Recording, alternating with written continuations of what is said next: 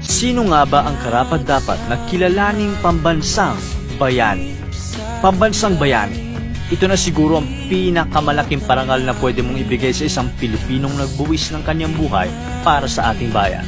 Bata pa lang tayo, itinuturo na sa atin na si Dr. Jose Rizal ang pambansang bayani ng Pilipinas.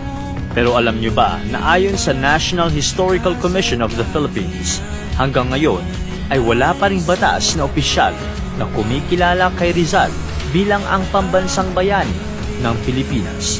Higit sa lahat, ang mga Amerikano at hindi tayo mga Pilipino ang pumili kay Rizal para sa titulo.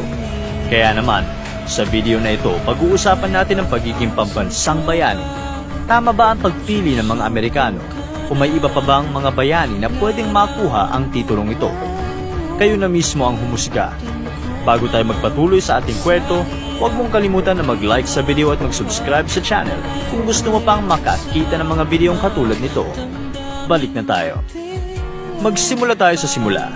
Sa pinakaunang bayani ng Pilipinas, ang matapang na si Lapu-Lapu, ayon sa librong Aginid Bayok sa Atong Tawarik ni Jovito Abellana. Galing sa Borneo o Sabah si Lapu-Lapu bago pa siya dumating sa Cebu. Sa mga panahong iyon, si Raha Humabon ang hinirang na hari ng isla at ang may hawak ng buong Cebu. Lumapit si Lapu-Lapu sa hari at binigay sa kanya ang rehiyon ng Mandawali o kilala natin ngayon bilang Mandaue. Sa tulong ni Lapu-Lapu, umunlad ang Mandawali at lalo pa niyang napaganda ang kondisyon ng kalakal sa isla. Di nagtagal ay naging pinuno din si Lapu-Lapu ng rehiyon at tinawag na Datu Lapu-Lapu. Maganda na sana ang takbo ng isla pero nag-iba ang lahat ng sinimulang atakihin ng mga tao ni Lapu-Lapu ang mga barkong dumadayo sa isla para sa kalakal. Ninakawan nila ang mga barko at dahil dito ay nasira ang relasyon nila ni Humabon. Noong 1521, habang papunta sa Spice Island ng Indonesia, natagpuan ng manlalayag na si Ferdinand Magellan ang Homonhon Island o ang kilala na natin ngayon na Samar.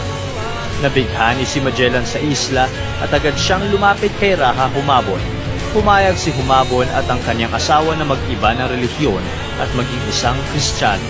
Binigyan din sila ng regalong Santo Niño bilang regalo sa kanila. Kilala ito bilang ang oras na dumating ang Kristyanismo sa Pilipinas.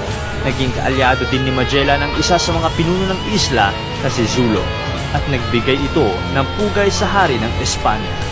Isang pinuno lang ang hindi na-engganyo ni Magellan at yan ay walang iba kundi si Lapu-Lapu. Dahil magkaaway na si Humabon at Lapu-Lapu sa mga panahong ito, kinumbinsi ni Humabon si Magellan na labanan ng matigas na dato. Ayon sa Italianong iskolar na si Pigafetta na siyang sumama sa biyahe ng grupo ni Magellan, nasa 50 lamang ang grupo ni Magellan at lumaban sila sa mahigit 1,000 mandirigma ni Lapu-Lapu.